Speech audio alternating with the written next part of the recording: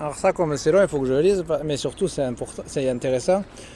Le domaine départemental de Sceaux, parce que nous sommes dans un parc de Sceaux. Donc au XVe siècle, ça me donnait soif encore. Donc entre 1500 et 1600, le futur parc de Sceaux, entre 1400 et 1500, le XVe siècle, ça se termine en 1500. Le futur parc de Sceaux, c'était pas encore délimité comme aujourd'hui, c'était un domaine agricole, alors, ouais, même pas de clôture probablement. Le domaine agricole de quelques hectares qui s'étend au fil de la succession des propriétaires. Donc il n'y avait pas de clôture parce qu'ils ne savaient pas sur la carte de Cassini et sur les plans cadastraux la surface. Donc il n'y avait même pas de clôture, c'était agricole. Qui s'étend au fil de la succession des propriétaires, donc ça a dû changer avec chaque propriétaire. En 1670, Colbert rachète le domaine, c'est Meladi déjà Claire, il va revenir. C'était le ministre du commerce de Louis XIV et il a créé les corporations qui ont révolutionné le métier.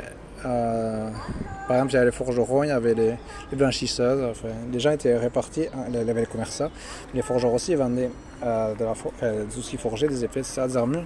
Donc, Colbert a acheté le domaine et, comme m'a dit Claire, il a tout transformé en un lieu très prestigieux. C'est plus qu'un lieu de prestige, ils sont très modestes, malgré la destruction du château après la Révolution, parce qu'ils étaient opposés à la royauté, et sa reconstruction à la fin du 19e, le domaine de Sceaux garde un peu cette magie du 18e siècle, 17e, donc de 1500 à 1600, non, de 1600 à 1700, le 17e, c'est chiant ça, le truc des 15, des 17.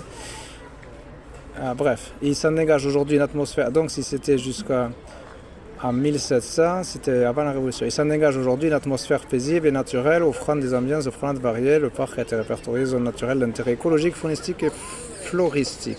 C'est vrai qu'il y a des fleurs.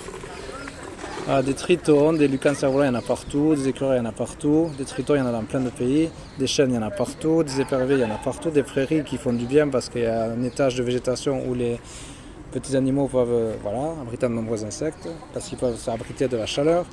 S'il fait plus frais, il fait 10 degrés sous les plus basses herbes, 15 degrés au-dessus de 10 cm, 20 degrés au-dessus de 20 cm. Et bref, du coup, il faut laisser pousser des herbes comme ils font ici.